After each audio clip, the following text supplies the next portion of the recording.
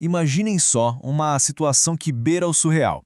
Uma vitória judicial gigantesca, garantida e finalizada lá em 1993, mas que, pasmem, continua sem um único centavo pago até hoje. Bem-vindos a esta análise detalhada. Hoje a gente vai destrinchar o caso histórico do STF-BH contra a União. É uma jornada que escancara como a justiça, na prática, está perdendo feio para a enrolação administrativa. 34. É de cair o queixo, né? 34 anos se passaram desde que a ação judicial original foi protocolada lá em 1992.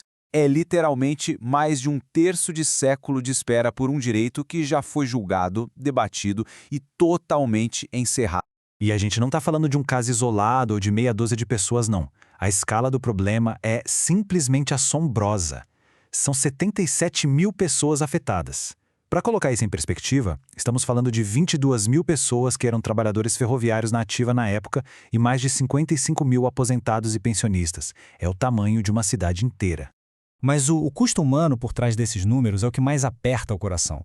Pensem comigo, a imensa maioria desses credores estava na faixa dos 50 anos quando finalmente ganhou a ação. Hoje, a grande maioria já passou dos 80, são octogenários. Infelizmente, uma parcela gigantesca já faleceu nessa fila de espera absurda. Então o tempo aqui não é um mero detalhe burocrático, é literalmente uma questão de vida ou morte. E aí a gente chega no ápice do absurdo. Prestem bastante atenção nisso. Todos os cálculos individuais, nome a nome, valor a valor, já foram legalmente homologados pela Justiça em 2008. O Supremo Tribunal Federal, nosso STF, já confirmou a dívida por unanimidade. Ou seja, juridicamente não tem mais o que discutir. A dívida é certa. E mesmo assim, o saldo de pagamentos realizados até hoje é um redondo zero, nenhum centavo. Parte 1. Os fatos indiscutíveis, um direito único. Dando uma olhada na linha do tempo, a gente percebe que o alicerce deste caso é totalmente à prova de balas. A ação começou em 92. Já em 93, a sentença foi proferida e transitou em julgado. Avançando para 2007, aconteceu a extinção da rede ferroviária federal. E logo depois, em 2008, os cálculos foram todos homologados. Essa cronologia é a prova definitiva de que a fundação jurídica dessa história não pode mais ser reaberta ou questionada de forma alguma. A tese legal por trás disso tudo é super clara. Tanto os trabalhadores da ativa quanto os inativos ganharam exatamente os mesmos direitos na sentença. Direitos referentes aos planos econômicos Bresser e Verão. Não existe essa história de credor de primeira e de segunda classe. A única diferença lá na época era o caminho operacional que o dinheiro ia fazer para chegar neles, que acabou sendo bifurcado por questões puramente técnicas. O direito, no fundo, é um só. E olha só as palavras exatas do juiz Luiz Felipe Vieira de Melo Filho lá em 93. Ele disse com todas as letras que não se discute a responsabilidade pelo pagamento, mas simplesmente o cumprimento da obrigação de fazer. Isso destrói qualquer argumento do governo. A obrigação de pagar os aposentados era um fato inquestionável, não um direito menor. Essa tal obrigação de fazer era só um mecanismo prático de repassar o dinheiro naquele contexto específico, nada além disso. Parte 2. A herança da União. Quem herda, herda por inteiro. A gente chega então em 2007. Nesse ano, a União pegou para si todo o patrimônio da rede ferroviária. E olha, estamos falando de um ativo bilionário, malha ferroviária imensa, terrenos caríssimos pelas capitais, estações históricas, o pacote completo. Mas a regra é clara, quem herda os bens, herda os passivos trabalhistas também. A União ficou super feliz em receber todas essas propriedades valiosas, mas desde então começou a usar de tudo que é tática para se esquivar das responsabilidades humanas que estavam anexadas a elas. Não dá para escolher só a parte boa do cardápio, né? Parte 3. A desculpa do INSS, uma armadilha burocrática. E qual é a tática atual do Estado? Uma verdadeira ginástica burocrática. A União bate o pé dizendo que precisa criar um comando administrativo interno, mandar esse comando lá para o INSS, para que só então o INSS pague os aposentados. Essa triangulação maluca é um jeito totalmente desatualizado e torto de tentar cumprir aquela antiga obrigação de fazer. Na prática, eles complicaram algo que deveria ser simples e direto. Mas essa desculpa do governo desmorona rapidinho quando a gente lê o artigo 6º da Lei 8.186 de 91. A lei é cristalina. É o próprio Tesouro Nacional que mantém e repassa os recursos por INSS custear esses benefícios. Ou seja, o INSS nunca foi o dono da grana O dinheiro sempre desde o primeiro dia saiu dos cofres da própria União.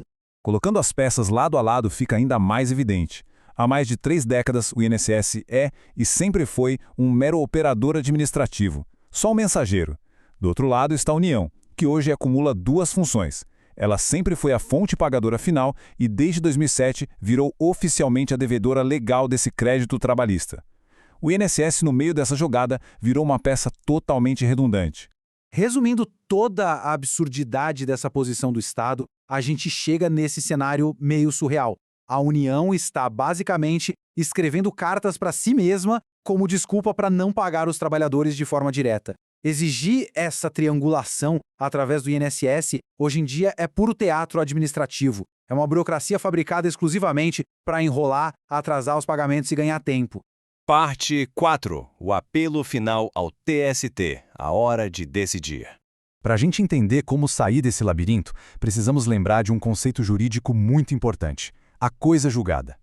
Sabe quando o juiz bate o martelo e uma questão foi finalmente decidida e não pode mais ser contestada? É isso. E o ponto vital aqui é: exigir o pagamento direto da União não viola a coisa julgada de jeito nenhum. Pelo contrário, a recusa contínua em soltar esse dinheiro é que é a verdadeira afronta, a verdadeira violação àquela decisão cravada em 1995. E as violações vão muito além da burocracia. Garantias constitucionais absolutamente básicas estão sendo ignoradas na cara dura. O direito a uma duração razoável do processo simplesmente evaporou. A prioridade absoluta para os credores idosos, que está garantida no Estatuto do Idoso, na prática, é letra morta. Esse atraso descomunal não é só uma falhazinha do sistema, é uma falha institucional gigantesca perante cidadãos brasileiros que estão extremamente vulneráveis. Mas a solução é concreta e totalmente pé no chão. O Tribunal Superior do Trabalho tem 3 passos simples e juridicamente sólidos a tomar agora. Primeiro, reconhecer e reafirmar as obrigações daquela sentença de 93. Segundo, converter aquela burocrática obrigação de fazer em uma direta e reta obrigação de pagar. E terceiro, determinar o pagamento imediato pela União, sem intermediários, sem desculpas. E depois de mergulharmos em todo esse absurdo, fica a grande questão no ar. Após 34 anos de uma batalha legal que já foi totalmente vencida, será que o nosso sistema de justiça vai finalmente ordenar que a União pague a sua dívida? Ou vai permitir que o tempo simplesmente continue apagando a vida e a dignidade de 77 mil trabalhadores? A homologação já está feita, o direito é indiscutível. Agora a justiça real aguarda uma execução verdadeira. Esperamos que essa análise tenha jogado luz sobre os detalhes mais críticos desse caso inesquecível.